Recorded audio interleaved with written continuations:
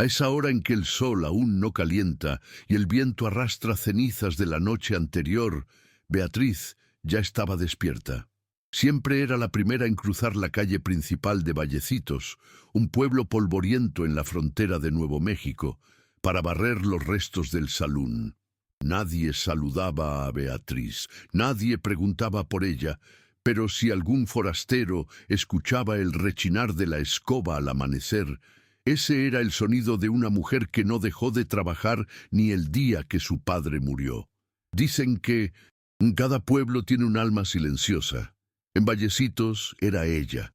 Por cierto, si estás viendo esto desde algún rincón lejano como donde vivía Beatriz, cuéntanos desde dónde nos acompañas.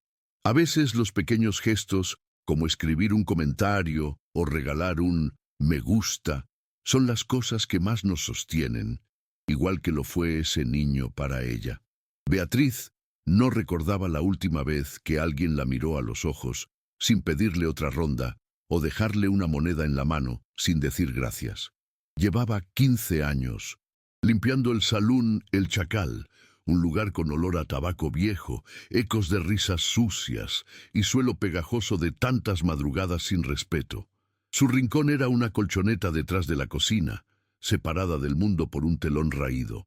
Pero esa mañana de noviembre de 1872, cuando fue a tirar los restos de pan aos porcos do dueño, escuchó algo distinto, un susurro.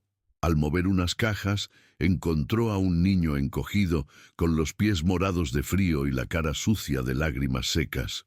«¿Cómo te llamas, pequeño?», preguntó ella con voz más dulce de lo que solía usar. «Ismael. Busco a mi mamá», dijo el niño sin mirarla, abrazando una caja vacía como si fuera un escudo. Agregó, casi en un suspiro, «Ella cose cerca de las vías». Beatriz no preguntó más. Le ofreció pan duro, agua tibia y un rincón al lado del fogón. Esa noche lo escondió entre mantas de arpillera mientras los hombres borrachos seguían cantando en el salón. El niño no hablaba mucho, pero aceptaba su cuidado sin miedo. Y fue en ese silencio donde Beatriz sintió por primera vez en muchos años que su soledad tenía forma. Se llamaba Ismael. A la mañana siguiente amaneció con viento cortante y el cielo cubierto.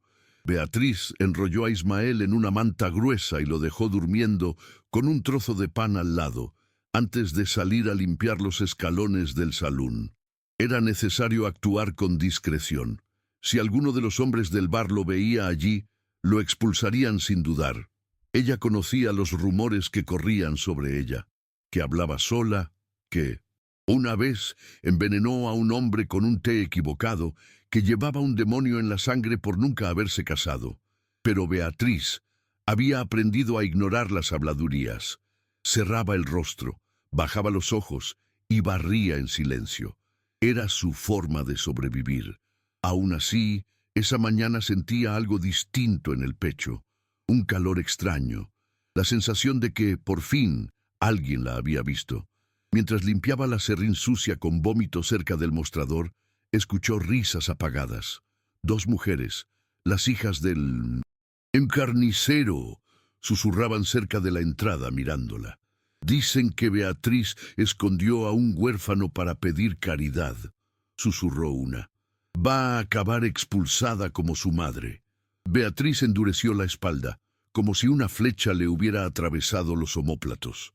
No se volvió a responder, solo siguió frotando el suelo hasta que le dolieron los nudillos. Pero por dentro, algo quemaba, no de rabia, sino de miedo. Miedo a que alguien descubriera a Ismael, miedo a que se lo llevaran, miedo a volver a ese estado anterior, donde nadie la esperaba detrás de la cocina. Al anochecer, mientras los últimos borrachos se arrastraban fuera del salón, Beatriz preparó un tazón de sopa aguada y se acurrucó junto al niño. Él temblaba, aunque envuelto en mantas. Tenía fiebre, sus ojos parecían más hundidos, más apagados que la noche anterior. «Dijiste que tu mamá cose cerca de las vías, ¿verdad?», susurró ella, acariciándole el cabello con dedos ásperos. Ismael asintió, medio dormido. En ese momento, Beatriz tomó una decisión. Al día siguiente saldría por todos los rincones de Vallecitos, preguntando por ella. Sabía que si cedía al miedo, nunca se lo perdonaría, y si nadie ayudaba, ella misma cuidaría de él, como pudiera, como supiera, sin apellido, sin familia, sin derecho alguno. Antes de que saliera el sol, Beatriz ya cruzaba el pueblo con un chal gris cubriéndole los hombros y a Ismael encogido en una manta atada a su espalda. Tocó puerta por puerta, preguntando en voz baja, ¿conocen a alguna costurera que tenga un hijo llamado Ismael? Muchos ni abrieron, otros negaron con prisa, como si temieran que ella les trajera mala suerte. Un viejo zapatero indicó un sendero cerca de las vías del tren, donde, según él, vivía una mujer en condiciones precarias. Hace dobladillos y remiendos, pero siempre está caída. No dudo que sea ella. Beatriz agradeció con un gesto corto y siguió la dirección señalada. El camino era de piedras sueltas, lleno de espinas y polvo rojo. Ismael dormía, y su cuerpo ligero temblaba contra su espalda como si dijera sin palabras que confiaba. Beatriz llegó a un galpón torcido, hecho de tablas viejas y remendado con telas colgadas como cortinas. El lugar olía a moho y a tela húmeda, y por un instante pensó que se había equivocado. Pero entonces escuchó un gemido bajo desde dentro. Empujó la puerta de madera que crujió como una garganta reseca, y vio a una mujer acostada sobre sacos de harina, cubierta con una colcha raída. Tenía el rostro pálido, la piel sudada y los ojos semicerrados, pero al escuchar el nombre de Ismael, su expresión cambió. Intentó incorporarse, pero el cuerpo no respondió. «Mi hijo, ¿está vivo?», murmuró con voz débil como viento tibio. Beatriz se arrodilló a su lado y con cuidado desenrolló la manta donde dormía el niño. Los ojos de la mujer se llenaron de lágrimas. «Lo busqué, pero me desmayé cerca de las vías. Pensé que se lo habían llevado». Beatriz no dijo que lo había encontrado en el fondo del salón. No, contó que lo había escondido entre trapos. Solo dijo, «Está a salvo». Y eso fue suficiente. La mujer se llamaba Clara, y su cuerpo, consumido por la fiebre y el hambre, apenas podía hablar. No tenía leche en los pechos, ni fuerzas para coser. Cuando Beatriz vio sus dedos, heridos, con hilos enredados aún pegados a las uñas, entendió que esa mujer había hecho todo para mantener a su hijo vivo. Y ahora, si nadie ayudaba, moriría allí mismo. De regreso al pueblo, Beatriz caminó en silencio. Cada paso parecía pesar una elección, y esa noche, sin pensarlo mucho, sacó sus 2 mantas de repuesto, vendió una por una, y pagó con lo poco que tenía la visita de un viejo médico alcohólico que solía atender a los vaqueros heridos. El médico llegó de mala gana, con olor a aguardiente y ojos rojos, pero al ver a Clara y oír lo que Beatriz había hecho, aclaró la garganta y hizo lo que pudo. «Necesita descansar, comer caldo y alejarse del frío», dijo. «Pero, ¿has visto a alguien mejorar en un lugar como este?». La pregunta quedó en el aire. Beatriz solo asintió con la cabeza y pasó los días siguientes cuidando a la mujer como si fuera su hermana. Cambiaba paños húmedos, recogía agua del pozo, buscaba restos de pan duro y calentaba la habitación con brasas. Ismael, poco a poco, dejó de temblar. Volvió a jugar con un trozo de madera como si fuera un caballo. Un día dibujó con carbón la imagen de 3 manos unidas. La suya, la de Beatriz y la de su madre. Ella guardó el dibujo doblado en el bolsillo del delantal, como si fuera una oración silenciosa. Pero la fiebre no cedió.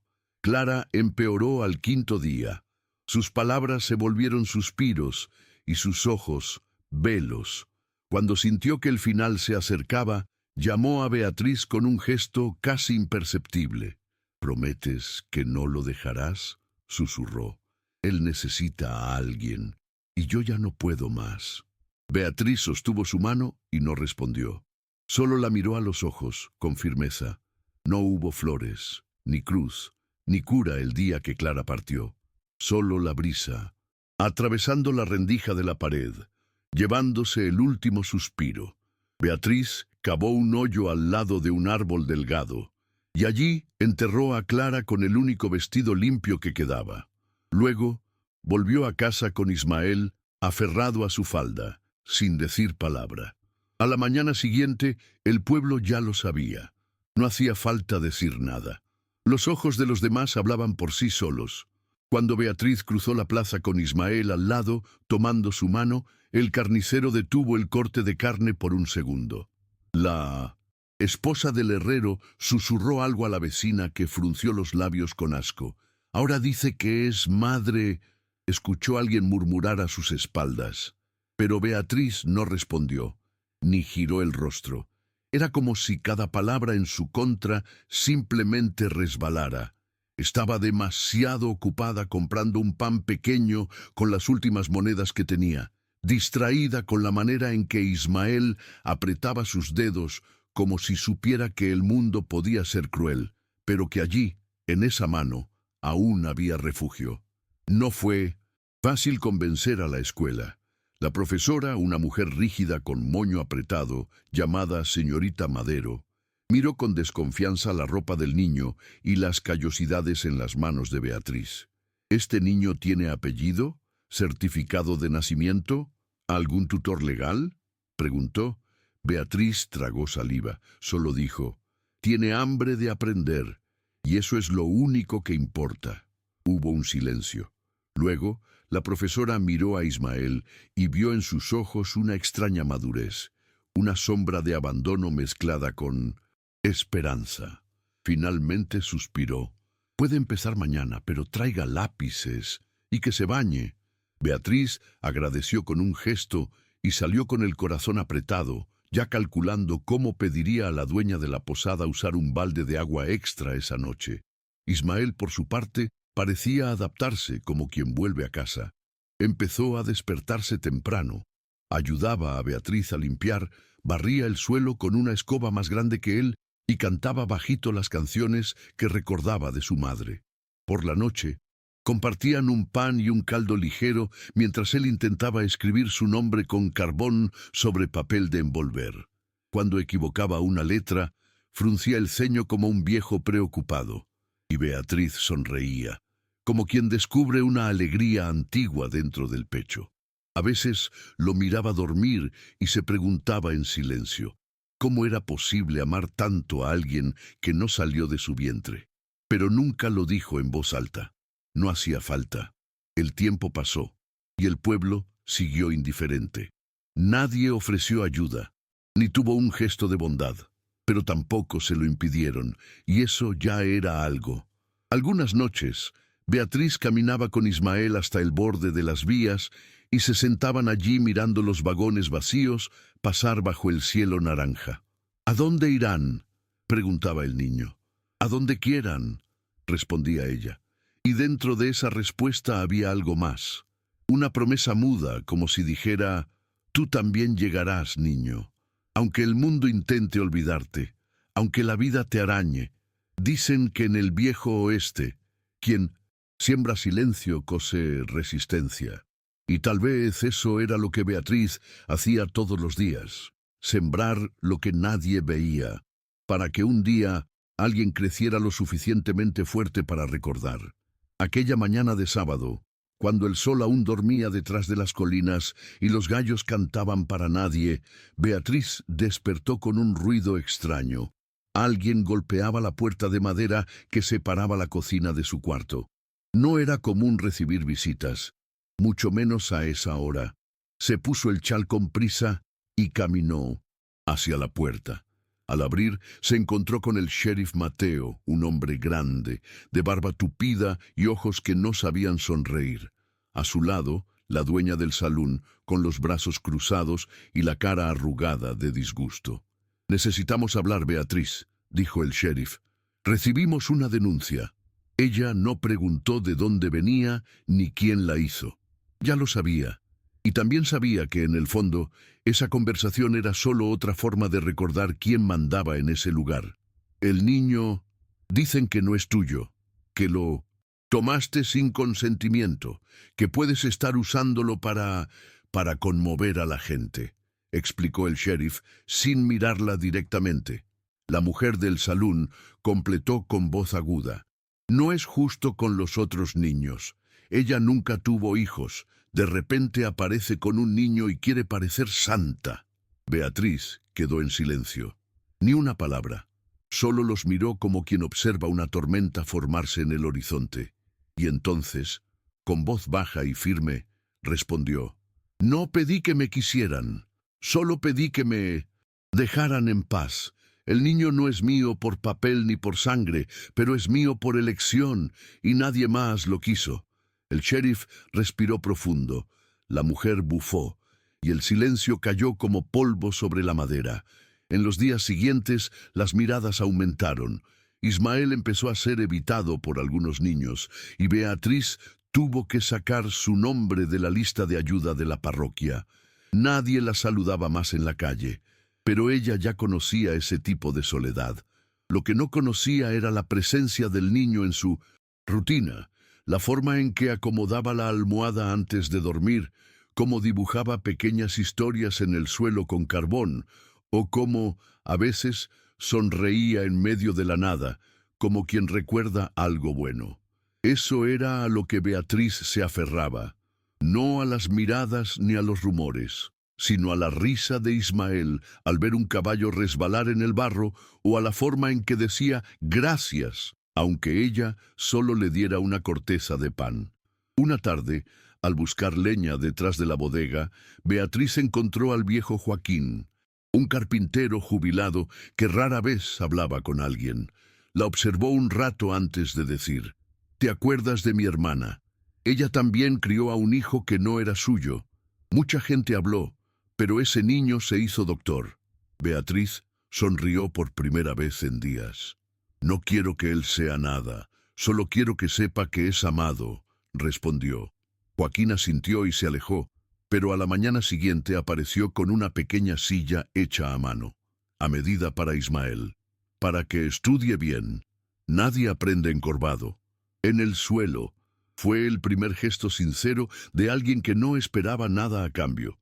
Y esa noche, cuando Ismael se sentó en la silla y escribió su nombre por primera vez, Beatriz lloró en silencio, con el paño entre las manos. Esa misma semana, algo cambió en los ojos de Ismael. Era como si, de repente, empezara a entender que su vida había dado un giro. Cuando volvía de la escuela con los zapatos gastados y el pantalón remendado, hablaba con entusiasmo sobre letras, mapas, historias de trenes y animales del desierto. Beatriz lo escuchaba con atención, aunque no entendía la mitad. Ella misma nunca había aprendido a leer. Siempre supo trabajar, limpiar, cocinar, pero las palabras escritas eran un territorio extraño. Un día, al verlo copiar un fragmento de un libro infantil, se atrevió a preguntar: «¿Qué dice eso?». Ismael leyó despacio: «Una casa es donde uno se siente a salvo». Beatriz se quedó callada. Repitió la frase en voz baja. Y en ese momento supo que su casa, hecha de tablas, silencio y pedazos remendados de pasado, era real. Sin embargo, la calma nunca dura mucho en el viejo oeste. Una tarde calurosa, mientras Beatriz lavaba trapos en el tanque detrás del salón, apareció un hombre montado en un caballo blanco, cubierto de polvo y arrogancia. Llevaba sombrero de cuero y ojos oscuros como piedra. Dijo llamarse Severino Rojas y que buscaba a un niño llamado Ismael, que desapareció hace semanas con una costurera enferma. Alegaba ser el tío del niño y reclamaba derechos sobre él. La noticia corrió como fuego seco. Beatriz se heló al oír el nombre. Clara nunca había mencionado un hermano, y todo en esa historia olía a mentira. La forma en que el hombre hablaba del niño como si fuera una carga, como si estuviera más interesado en lo que valía que en lo que sentía. Llamaron al sheriff. La escuela suspendió a Ismael por precaución, y Beatriz pasó noches en vela, temiendo que se llevaran al niño. Buscó al viejo médico que atendió a Clara, pero se negó a testificar. No quiero problemas, Beatriz. Ya soy muy viejo para meterme. Fue entonces que, en un gesto casi desesperado, fue a la iglesia. Le pidió al padre Vicente que escuchara su historia. Contó todo, desde el momento en que encontró a Ismael entre cajas, hasta la promesa hecha a la madre moribunda. El padre guardó silencio un tiempo. Luego dijo: «No tienes papeles, Beatriz, pero tienes algo que pesa más, la verdad, y yo la vi en los ojos del niño». Prometió hablar con el juez del condado, en El Paso, y tratar de evitar que ese tal Severino se llevara al niño a la fuerza. Ismael, por su parte, parecía entender más de lo que decía. «Él no es mi tío. Nunca vi a ese hombre», dijo una noche, escondido entre los brazos de Beatriz. Ella lo abrazó fuerte, como si quisiera pegarlo a su cuerpo. «No dejaré que te lleven, mi cielo, ni aunque tenga que gritar sola frente a todos». Era una promesa, pero también un riesgo, porque en ese lugar una mujer pobre y desacreditada no tenía mucha voz. Aún así, Beatriz decidió que lucharía. Por primera vez, no solo resistiría, actuaría, porque el miedo a perderlo era mayor que cualquier vergüenza o costumbre.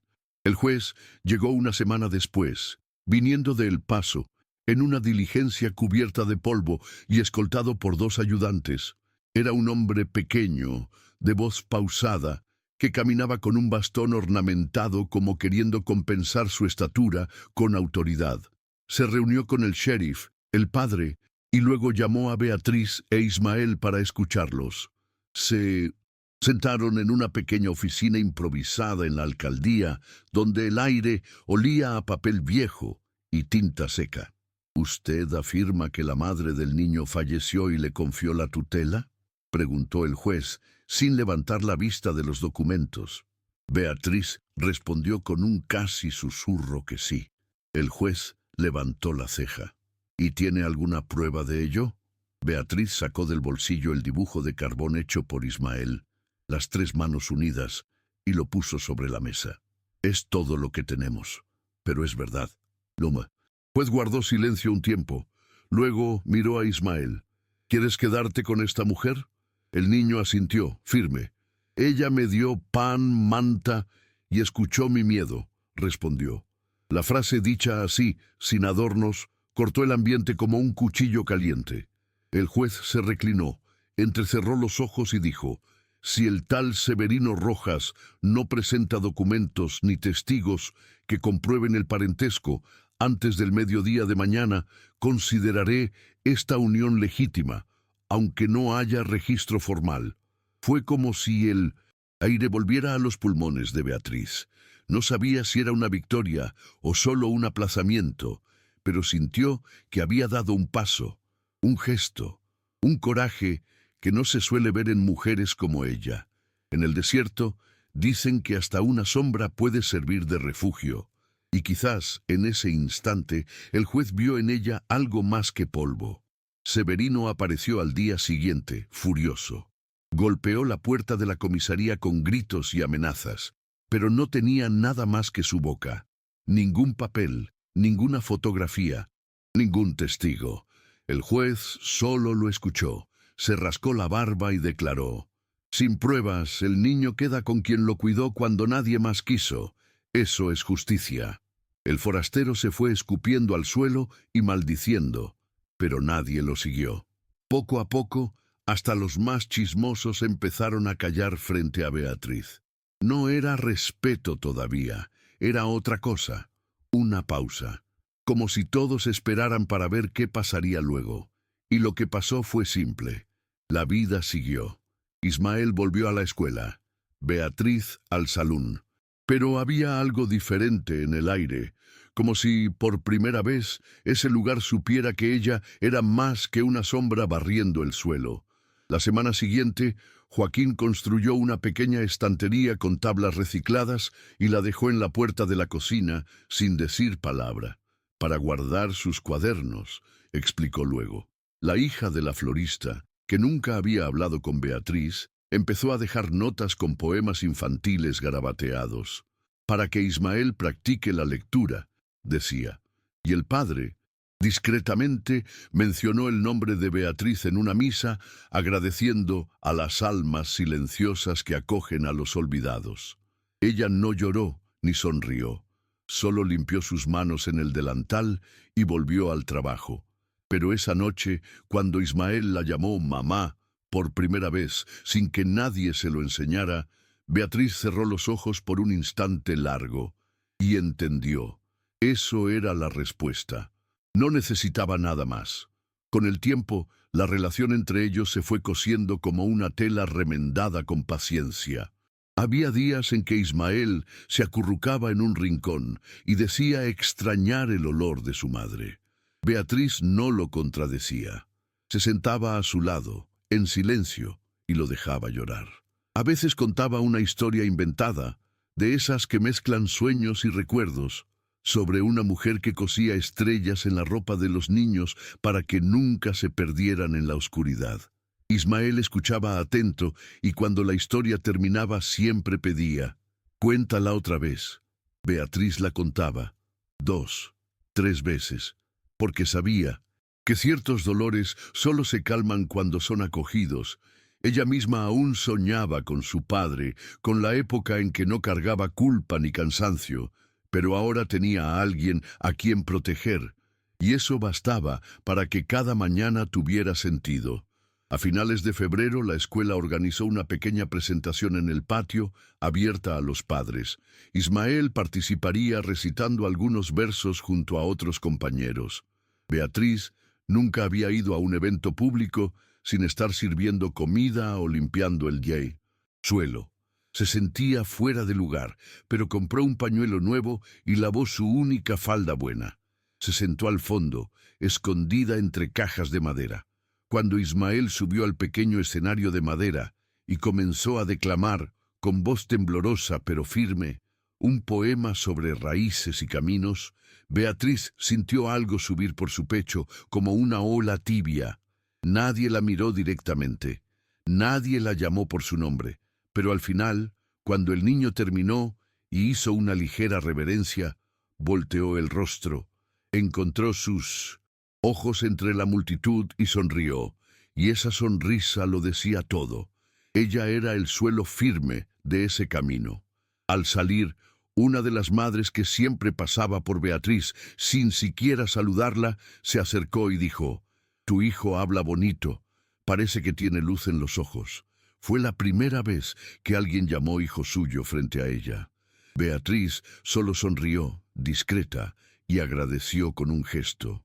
Luego, caminaron de la mano hasta el arroyo, donde a Ismael le gustaba lanzar piedritas y contar cuántas saltaban. «¿Crees que algún día tendremos una casa de verdad?», preguntó él. Beatriz miró al cielo. Las nubes estaban bajas, pero no amenazaban lluvia. «Ya la tenemos, Ismael, solo que todavía no tiene paredes ni techo, pero tiene lo más importante, es donde uno se siente seguro». El niño asintió, tiró otra piedrita, y en ese instante lo que parecía pequeño se volvió inmenso. Los meses pasaron con la suavidad de un verano calmo. Ismael crecía, ganaba peso, aprendía más rápido que los demás y cada vez preguntaba más. Beatriz comenzó a enseñarle también los silencios, esas pausas que dicen mucho, aunque no haya palabras. Seguía trabajando en el salón, pero ahora tenía ayuda. Joaquín le consiguió un trabajo limpiando la escuela por las noches, lo que le daba algo de dinero extra. No se quejaba, al contrario, se sentía útil, y aunque las miradas no habían cambiado del todo, ya no la lastimaban como antes, porque había un niño que la llamaba por el nombre correcto. Y a veces, en el desierto, eso es suficiente. Un nombre, una mano, una promesa que se cumple aunque nunca haya sido dicha en voz alta.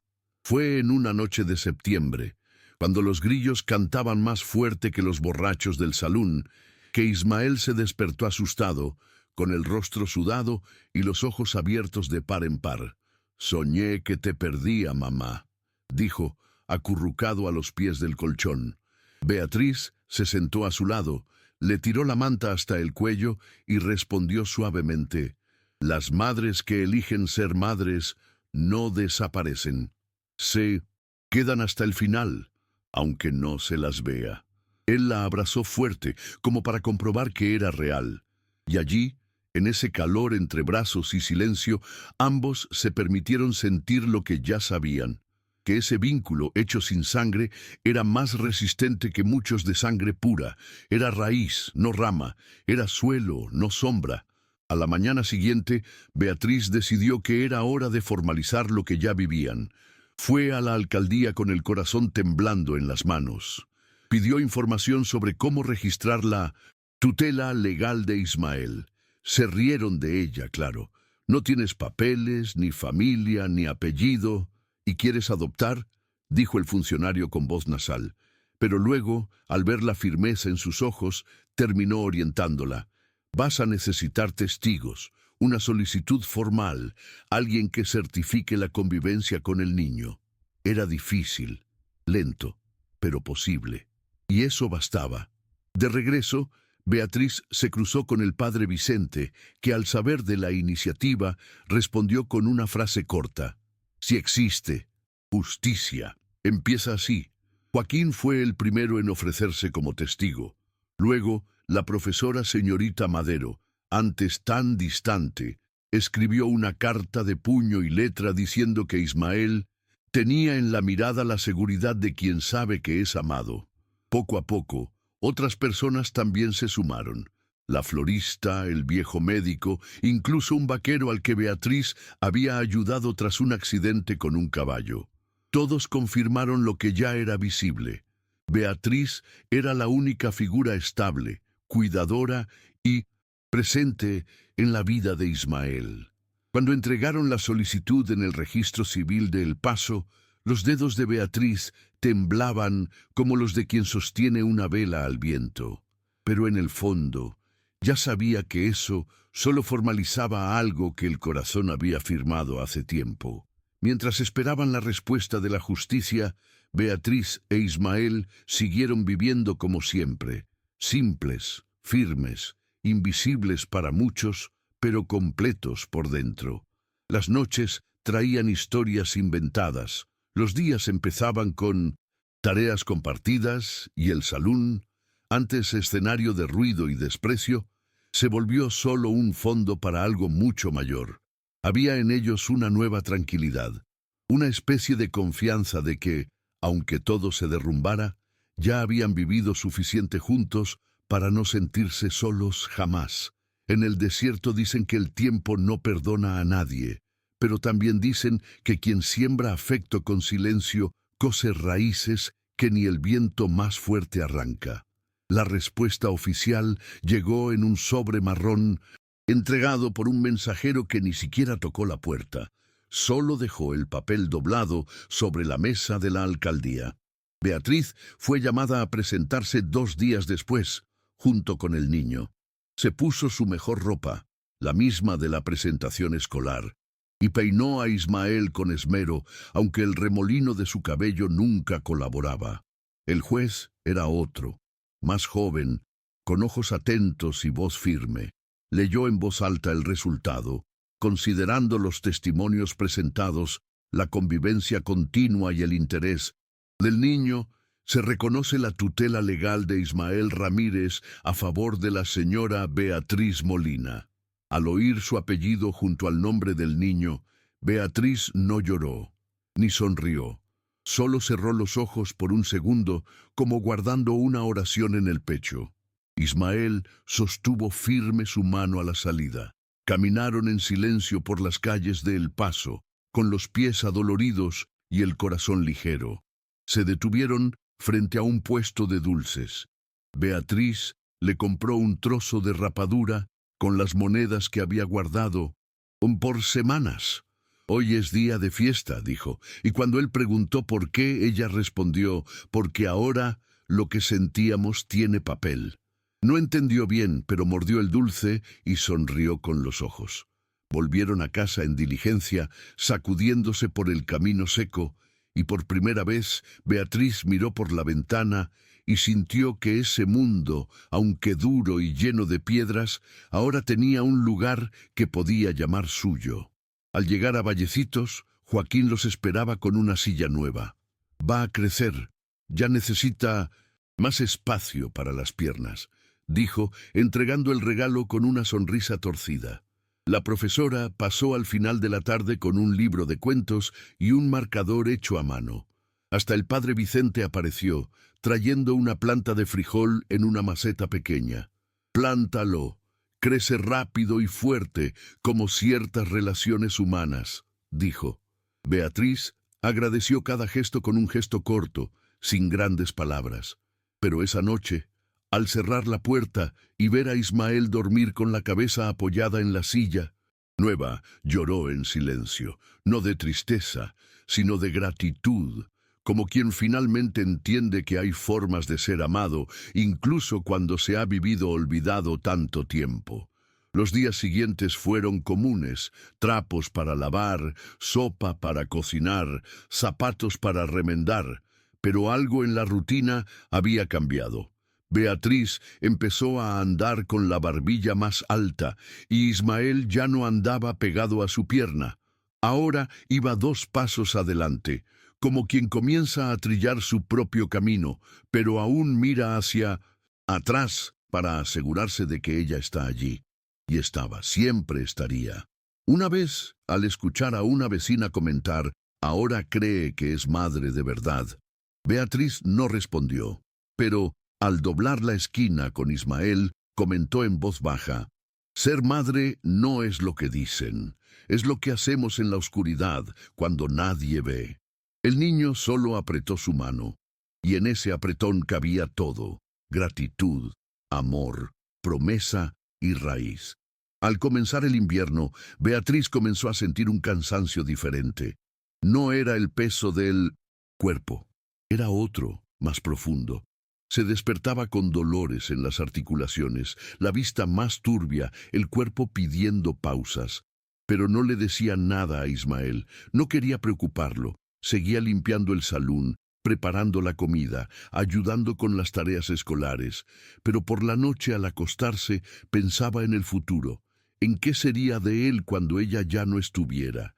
Sabía que nadie es eterno, pero también sabía que las semillas bien cuidadas siguen creciendo, incluso cuando el jardinero se va, y por eso seguía firme, porque su mayor legado no sería un apellido ni una herencia, sería ese niño, su forma de mirar el mundo, de tratar a los demás, de no olvidar la bondad aunque el mundo se la negara. Una noche, mientras cosía un remiendo en la camisa de Ismael, él preguntó: «¿Siempre quisiste ser madre?».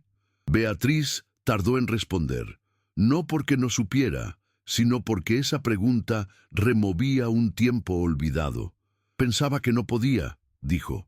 «Luego pensé que ya era tarde, y un día apareciste tú». Ismael guardó silencio. Luego dijo: «Entonces yo también soy un regalo, ¿verdad?». Beatriz sonrió. «El mejor que he recibido». Y fue en ese tipo de conversación que ambos siguieron construyendo lo que los unía. Una maternidad hecha de pedazos recogidos del suelo de la vida, pegados con afecto, paciencia y fe en lo que se planta con cuidado. Un domingo frío, la escuela organizó una feria de libros usados. Ismael quedó encargado del puesto de lectura para niños más pequeños. Leía despacio, señalando las palabras con el dedo, como había aprendido con Beatriz. Una mujer de afuera, profesora de otro pueblo, se detuvo a observarlo. «Este niño tiene un brillo raro. Parece tener más edad por dentro, como si hubiera caminado mucho», comentó. Beatriz solo dijo: «Ya perdió y ganó más que muchos adultos». La profesora preguntó si tenía planes de seguir estudiando. «Irá a donde quiera. Solo necesita camino limpio». Era la primera vez que alguien hablaba de futuro para Ismael. Y Beatriz sabía que, aunque sin diplomas ni posesiones, ella ya le había dado lo más importante: la certeza de que podía soñar. Ese mismo día, al volver a casa, Ismael encontró un sobre dejado bajo la puerta. Dentro había una carta escrita con letra cuidada. Era de la señorita Madero.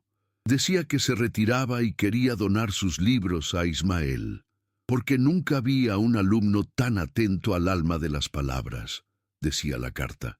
Al lado había una pequeña llave, del armario de la escuela donde guardaba los nonos, libros más antiguos. Beatriz leyó la carta en voz alta, luego miró al niño. Él sostenía la llave como si fuera de oro. «Es tuya, mamá. La compartimos». Y en ese gesto tan simple sintió que había sido reconocida, no por una autoridad ni un papel, sino por su propio hijo. Y eso era todo. En la víspera del cumpleaños de Ismael, Beatriz decidió hacer algo especial. No tenía dinero para regalos caros, pero pasó días cosiendo con pedazos de tela viejos una pequeña mochila, reforzada en las correas y con su nombre bordado en letras torcidas, para que guardes libros, piedras o sueños, lo que quieras llevar contigo, dijo al entregarla.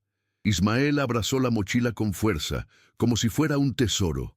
Luego fue al rincón donde guardaba sus dibujos y le entregó uno nuevo.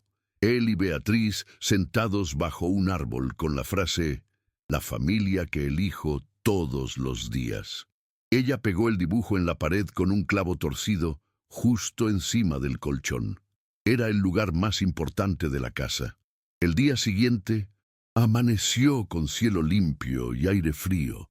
Joaquín apareció con un caballo prestado solo para que Ismael diera una vuelta. Los niños de la escuela trajeron trozos de pan dulce y hasta la florista envió flores secas en un jarrón viejo. No era una fiesta ruidosa. Era un encuentro de gente que poco a poco había aprendido a respetar lo que antes juzgaba. Y Beatriz, sentada en un banquito con un paño sobre las piernas, miraba todo en silencio, con la mirada llena, como quien ve un campo florecer tras años de sequía. Dicen que las mayores victorias son las que nadie celebra en plaza pública, pensó, y quizás tenía razón, porque en ese porche sencillo había más dignidad que en muchos saloons y salones del oeste. Con el tiempo, Ismael comenzó a ayudar a los vecinos en pequeñas tareas. Cargaba cubetas, leía cartas para los mayores, enseñaba palabras nuevas a los niños más pequeños. Era como si lo que Beatriz sembró en él se desbordara hacia los demás. Un día, al verlo explicar un texto, difícil a una señora que nunca había aprendido a leer, Beatriz se dio cuenta de que ya no necesitaba protegerlo todo el tiempo. Él estaba creciendo con raíces, y eso era lo que le había prometido a su madre, aunque nunca lo hubiera jurado en voz alta. Una noche, mientras preparaba la sopa, dijo en voz baja, «Tú también me salvaste, Ismael, solo que no te das cuenta». Y el niño, sin saber que lo escuchaba, respondió desde otra habitación, «Lo sé, mamá, siempre lo supe». Unos años después, cuando Ismael ya alcanzaba la cima de los estantes sin necesitar silla, Beatriz comenzó a disminuir el ritmo. Ya no trabajaba todos los días en el salón. Coseía ropa simple para vender, plantaba frijoles en el patio y leía palabras sueltas con la ayuda de Ismael. Las arrugas en su rostro ya no le molestaban. Eran mapas del camino que había recorrido. Una tarde, el niño, ya casi hombre, llegó a casa con un papel arrugado en el bolsillo. Había ganado una beca para estudiar en una escuela más grande, en una ciudad cercana.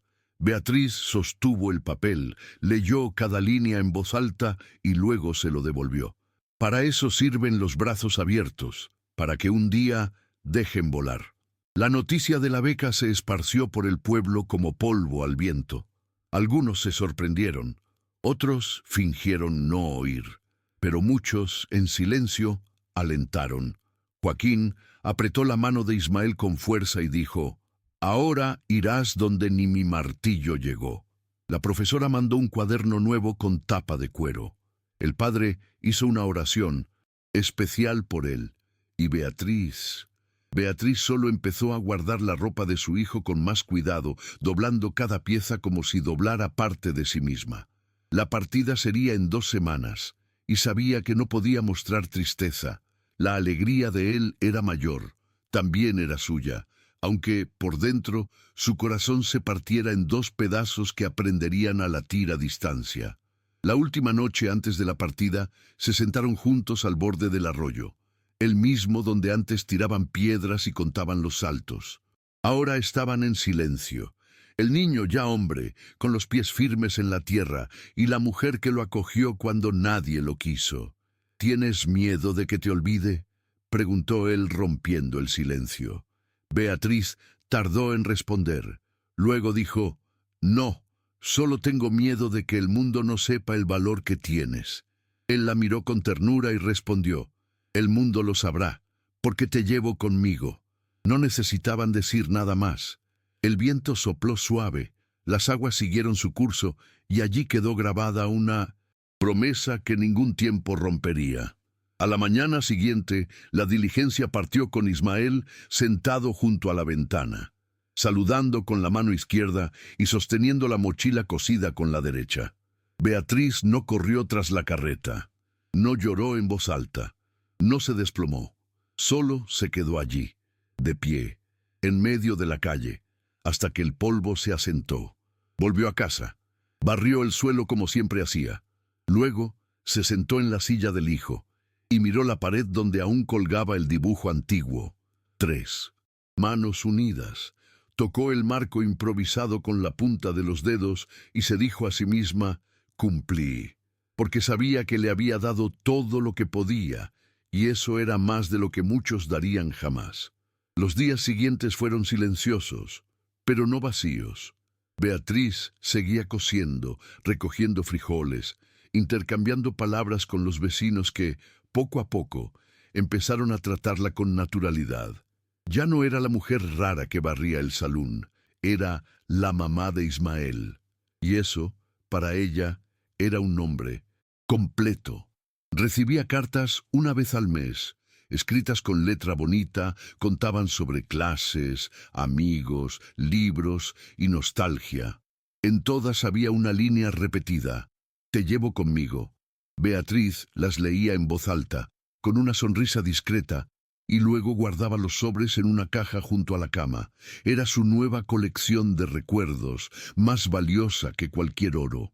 Un día, al final de una tarde dorada, Beatriz recibió una visita inesperada.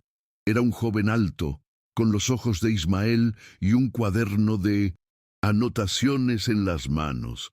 «Soy amigo de él, estudiamos juntos, me habló tanto de usted que tenía que conocerla». Beatriz lo recibió con café tibio y pan seco.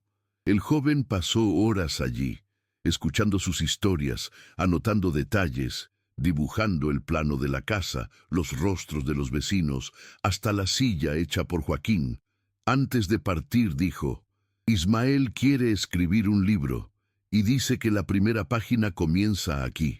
Beatriz no respondió, pero esa noche, por primera vez, se miró en el espejo, con algo de orgullo. El tiempo pasó, como siempre en el oeste, sin pedir permiso. El cabello de Beatriz se volvió blanco, sus manos más lentas, pero la mente seguía firme. Continuaba leyendo las cartas que llegaban con regularidad, y en un sobre especial recibió el primer ejemplar del libro de Ismael, La mujer que me dio un nombre. En la dedicatoria escribió, «A Beatriz, que me encontró cuando solo era silencio, y me enseñó que amar también es una forma de escribir la propia historia». Ella sostuvo el libro como quien sostiene a un hijo recién nacido, y allí, entre las páginas, reencontró cada gesto, cada detalle, cada pedazo del camino que habían recorrido juntos. Con el tiempo, algunos niños comenzaron a aparecer en la puerta de Beatriz, pidiendo ayuda con la lectura, con la costura, con consejos. Ella nunca se negó. La veranda se convirtió en aula, banco de descanso, sombra de historias. Y así, sin alarde, se volvió la mujer que enseñaba, cuidaba, acogía. El pueblo que antes la despreciaba ahora le traía panes, flores secas, notas de agradecimiento. Nadie lo decía en voz alta, pero todos sabían. Beatriz se había convertido en la raíz de ese lugar. la costurera de vínculos, la guardiana de los olvidados, la madre de los que ya no tenían a nadie. Una mañana, Joaquín, ya con bastón, pasó a verla y la encontró dormida en la silla, con el libro de Ismael abierto en el regazo. Le tocó el hombro y ella despertó despacio. Solo estaba descansando los ojos. Dijo con una leve sonrisa: «Construiste todo con silencio, Beatriz, pero lo que dejaste hace ruido en el corazón de la gente», murmuró. Ella no respondió, solo sostuvo su mano con cariño, y en ese toque entre dos viejos que nunca dijeron mucho, había el reconocimiento de una vida bien vivida, de un gesto que cambió destinos, de un amor que no pidió permiso para existir. En los años siguientes, Ismael volvía siempre que podía, a veces por una semana, a veces solo por un día.